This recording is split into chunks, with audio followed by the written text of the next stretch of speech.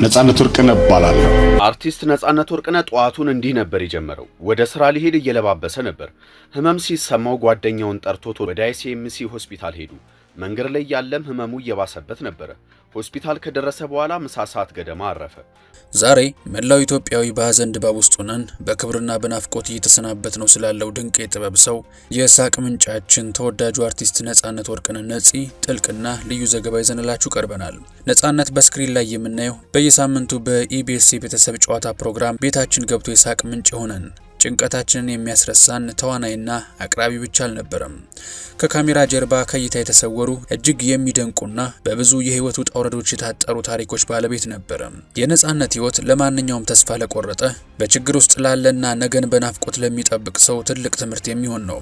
ከኦራይል ሰፈር ድካምና የልጅነት ትግል ጀምሮ በኢትዮጵያ የጥበብ ሰማይ ስር የዝና ማማ ላይ እስከወጣበት ድረስ ያለው የህይወት ጉዞው በውስጡ ብዙ ያልተሰሙ እውነታዎችን ይዟል።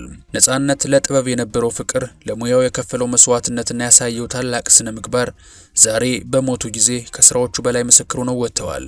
ዛሬ በምናቀርብላችሁ በዚህ ልዩ መሰናዶ አርቲስት ነጻነት ወርቅነህን በሚመለከት እስካሁን በስፋት የማይነገሩ ወርቃማ እውነታዎችን እንመለከታለን። የጥበብ አጀማመሩን ሚስጥር፣ ለስራው የነበረውን ልዩና ረቂቅ ፍልስፍና እንዲሁም ለብዙዎች ምሳሌ የሚሆን የህይወት ጉዞውን በዝርዝር ዳሰናል። ሳቃችን የሆነው ነፂ ከዛ ከሚጋባ ፈገግታው ጀርባ የነበረውን ጥንካሬውን፣ ጽናቱንና ስውር ማንነቱን እንድታውቁ በአክብሮት እንጋብዛችኋለን።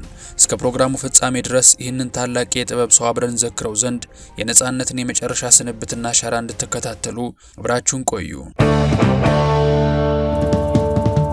ነጻነት ለልጆቹና ለባለቤቱ ታማኝ የቤት ምሰሶ እንደነበር ምን ያክሎቻችን እናውቅ ይሆን? ነጻነት ስኬታማ አርቲስት ብቻ ሳይሆን ለሶስት ልጆቹና ለባለቤቱ ያለው ፍቅር እጅግ የሚደንቅ ነበር። በማህበራዊ ሚዲያ ላይ ብዙ የግል ህይወቱን ባያሳይም ከስራ ውጭ ያለውን ጊዜውን ሙሉ በሙሉ ለቤተሰቡ እንደሚሰጥ የቅርብ ወዳጆቹ ይመሰክራሉ። የሁለት ሴትና የአንድ ወንድ ልጅ አባት የነበረው ነጻነት ለልጆቹ የነበረው ርህራሄና ለባለቤቱ የነበረው አክብሮት በኢቢኤስ የስራ ባልደረቦቹ ዘንድ እንደ ትልቅ አርአያ ይቆጠራል። በዝና ማማ ላይ ሆኖ እንኳን የቤተሰብን ዋጋ ጠንቅቆ የሚያውቅ፣ ከጥበብ ስራው በላይ ለቤተሰቡ መረጋጋትና ሰላም ዋጋ የሚሰጥ እውነተኛ የቤት ምሰሶ ነበረ። ታዲያ እኒህ የነጻነት ፍሬዎች ባለቤቱና ልጆቹም ድንገት ባላሰቡትና ባልጠበቁት መልኩ የቤታቸው ምሰሶ ቢገረሰስ ሀዘናቸውን ለማውጣትና ምሰሷቸውን አፈር ለማልበስ ከሰዓታት በኋላ ወደ ኢትዮጵያ መንገድ እንደሚጀምሩና ቀብሩም ነገ ማለትም ቅዳሜ ላይሆን የሚችልበት እድል እንዳለ እየተነገረ ነው። ነጻነት በአያቱ እቅፍ ያደገ የኦራይል ልጅ መሆኑን ምን ያክሎቻችሁ ታውቃላችሁ? ብዙዎቻችን ነጻነትን በሳቅና በደስታ ብናውቀውም ከጀርባው ያለው የልጅነት ታሪኩ ግን በፈተናና በትግል የተሞላ ነበረ። በ1975 ዓ.ም አዲስ አበባ ኦራይል አካባቢ የተወለደው ነጻነት እሱንና አራት ወንድሞቹን እንዲሁም አንዲት እህቱን በድህነትና በብዙ ችግር ውስጥ ሆና ተንከባክባ ያሳደገቻቸው አያቱ ነበረችም። የነጻነት የጥበብ ጥሪ የጀመረው በሴት ገጸ ባህሪ ትወና መሆኑንስ ሰምታችኋል? ወደ ትልቁ የጥበብ ዓለም እንዲገባ መንገድ የከፈተለት የ9ኛ ክፍል ተማሪ እያለ 4 ኪሎ አካባቢ ያየው የዩኒቲ ቲያትር ቡድን የሚል ማስታወቂያ ነው። ነጻነት ገና በለጋ እድሜው የጥበብ ጥሪውን ለይቶ ያወቀ ባለሙያ ነበረ።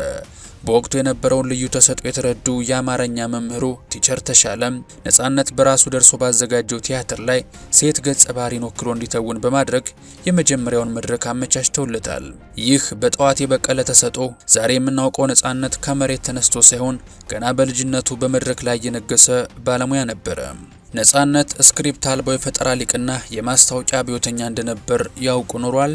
ይህ ነጥብ ስለ ነጻነት ከሚነገሩ እውነታዎች ውስጥ እጅግ አስገራሚው ነው። ነጻነት በስራዎቹ ላይ ስክሪፕት አሊያም ጽሑፍ ተሰጥቶት የሚተውን ሳይሆን ራሱ በቦታው ላይ ነጻ ሆኖ የሚፈጥራቸው ንግግሮች እጅግ ሳቢ ነበሩ። ለምሳሌ በየቤተሰብ ጨዋታ ፕሮግራም ላይ ጥያቄዎችን ሲጠይቅ ድንገት የሚፈጥራቸው ቀልዶች ተሳታፊዎችን ብቻ ሳይሆን የካሜራ ባለሙያዎችንም ጭምር በሳቅ የሚያደክሙ ነበሩ። ይበልጥ ደግሞ በማስታወቂያው ዘርፍ ነጻነት ትልቅ አብዮት ፈጥሯል። ድርጅቶች ማስታወቂያ እንዲሰራላቸው የሚመርጡት እሱን ብቻ ሳይሆን የእሱን አእምሮ ጭምር ነበር።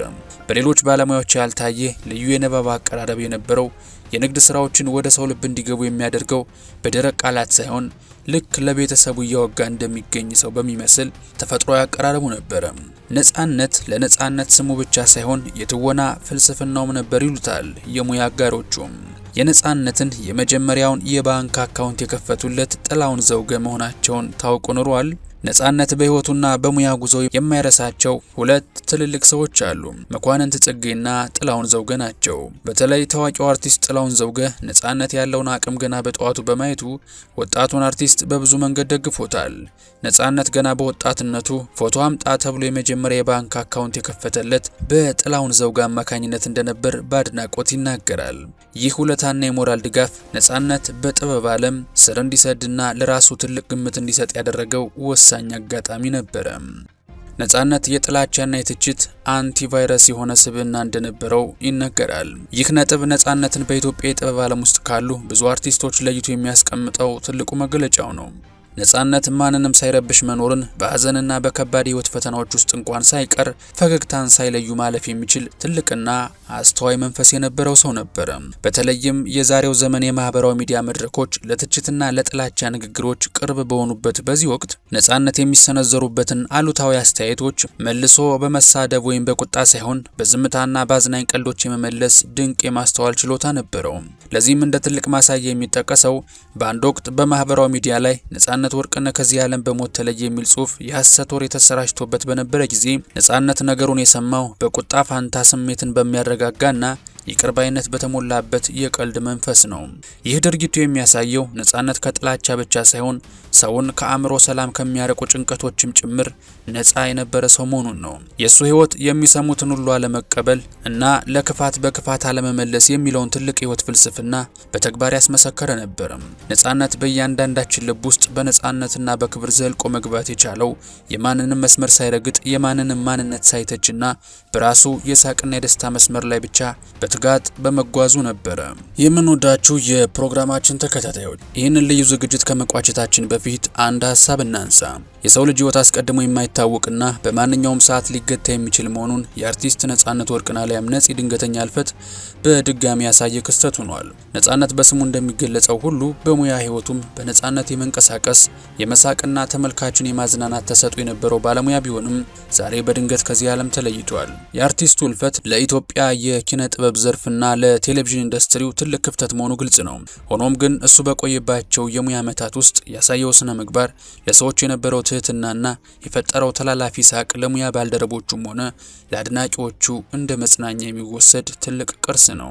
ነጻነት ገጸ ባህሪያትን ከመተወን ባለፈ ለማንኛውም ሙያ ታማኝ መሆንንና በየትኛውም ሁኔታ ውስጥ ሆኖ አዎንታዊ ተጽዕኖ መፍጠር እንደሚቻል በተግባር ያሳየ ባለሙያ ነበረ።